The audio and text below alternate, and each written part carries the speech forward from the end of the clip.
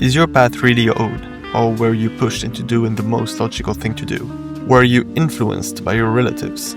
Are any of your ideas truly yours? Are any of your choices actually your own? Let's face it, by now, most of you guys are either in college or in the early stage of your careers. But that doesn't mean you haven't felt the pressure from family, from society to follow a certain route, the quote-unquote right one. Maybe your parents nudged you towards a specific path. Maybe there is a grad school everyone expects you to attend. Did the choices that were made in the past regarding your future define who you are today? To some extent, we are all under the influence of something or someone else, whether it's our parents while making our school choices, or even our idols. So yeah, we admire those people just by copying their moves, but that won't get us there. It's like learning a song by ear, not really understanding the music. What truly inspires us isn't what they achieved, it's how they achieved it. It's the dedication, the hustle they put in, the way they never give up. We don't need a step-by-step guide, we need to capture the spirit of their journey. Instead of following their exact path, we learned from their fight, the struggles they faced, and how they kept going. That's the real inspiration. We see their strength wasn't in reaching a specific point, but in how they got there. We ditched the copycat mentality and embraced the power to create something unique. The distance we felt from our role models, it wasn't a dead end, it was the space we needed to build our own compass, to define success on our own terms. Their influence stays with us, a guiding light, but the journey is ours, and it's ours to paint, stroke by stroke, determined. Such a powerful speech. But here's a more direct version for you. So, you admire those super driven people, okay, but let's be honest, you are not built the same way, my guy. You see them out there crushing it, and it makes you feel like a slacker. Maybe they even seem a little bit off. I don't know, here's the thing, their grind might not be your grind, and that's totally normal. Are you really chasing your best self while doing that, or are you just mimicking this person's carefully crafted online persona? Take a step back. What truly motivates you?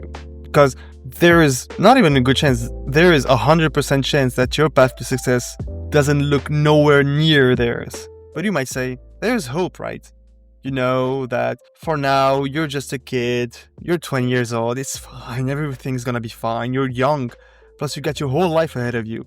If you don't take action now, it's only normal, you got time. Maybe you're right. My guy, there is 100% chance that your success path doesn't look the same as theirs, and it's okay. But you might say, there's still hope. You know, I'm still young, I got time ahead of me, I got my whole life actually.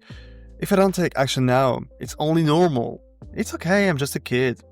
A mid-20s kid, I guess, sure, but just a kid. And you know what? You might be right. But for the time being, here you are. You live, you do a bunch of useless things, and then you're gone. You're blind for most of the time. You don't really know where you're going, how you're going there, or if there is a wall nearby. Worst part is, you think you're in control. Here's the uncomfortable truth. A lot of our actions are influenced by external forces more than we realize. And as we go through school, work, and life, that awareness becomes crucial. It's not just about reaching milestones set by others. It's about recognizing where our genuine interests and motivations lie. So, are we living a life that's truly ours, or one shaped by expectations and pressure? And deep down, you already know the answer. Look at me.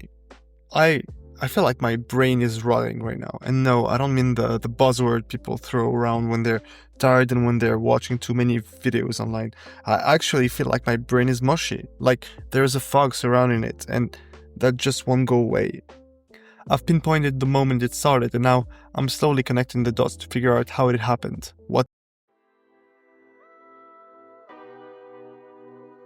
How much time do you actually spend on your phone? Be honest with me. 1 hour, 2, 5, 10. There is no shame in admitting it. Your phone was literally designed to keep you hooked. The worst part?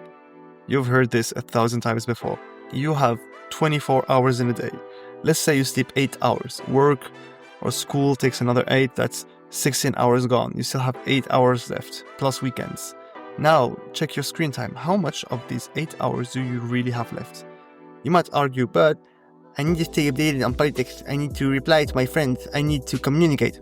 Sure, it's a primal instinct to be social. We weren't meant to survive alone, but do you know what else is wired into our brains?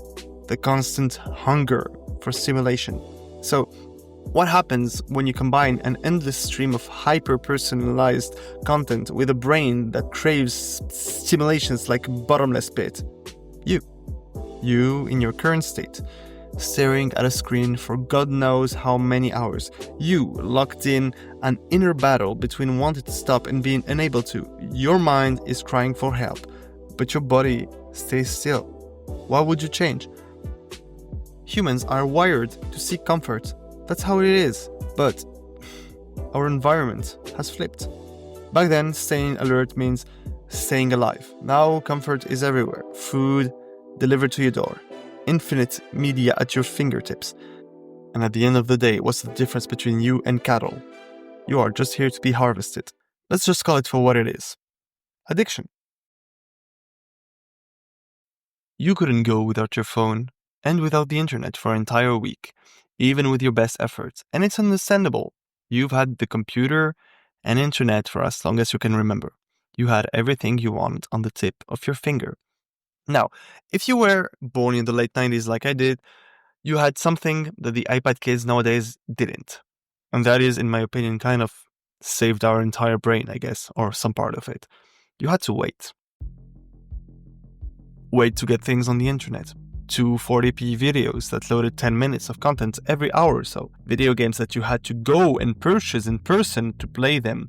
Otherwise, you had to wait a day or two to download them, just to name a few. You had to, quote-unquote, earn that entertainment, but that isn't the case anymore. You have everything, everywhere in an infinite amount. This is just a crackhead stream, if you ask me. You could literally spend entire evenings, weekends, holidays, bed rotting and just consuming content that will never end. How mad is this? And why is it so hard to get out of an addiction?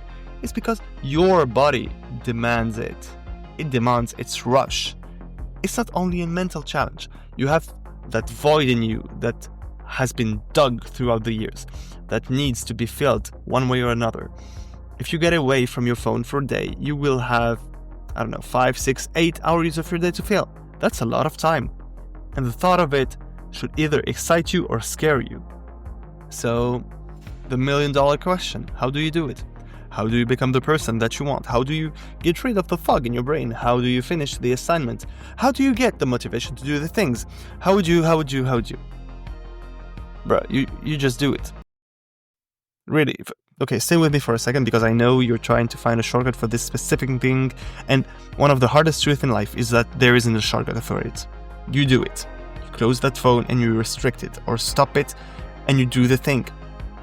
You go to the pile of dirty laundry and instead of putting it on your desk when you're in bed and on your bed when you're on your computer, you clean it.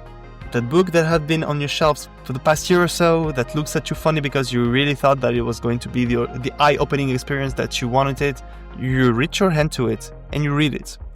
The dishes that have been there for the past week or so, you go in front of it, you put those gloves on and you clean it. Motivation isn't a boost of serotonin once in a while that keeps you motivated to do things. Motivation is the action in itself. Never forget that you're a body in space that has been graced with consciousness. If you move your arms to the right, if you think, walk, hold a cup of coffee, kiss someone, the impulsion comes within you, and for no one else. You are the one initiating. So if your actions are just that, you can theoretically do anything, including closing the goddamn phone. Now let's talk about how you close the goddamn phone. See, I arrived at a point where I just couldn't get shit done.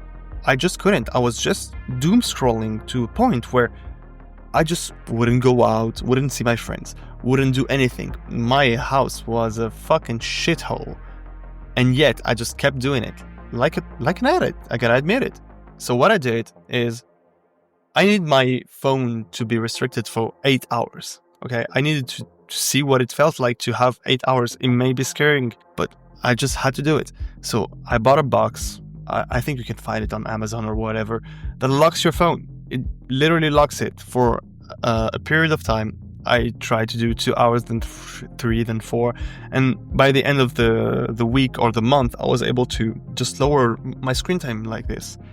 You buy it, you put like $5 in, you put your phone in the box and you don't touch it, because you literally can't unless you break the box, and it is really hard to break the box. So yeah, just do that for now, and then you'll get the discipline to actually leave your phone and not use it. That's how it starts.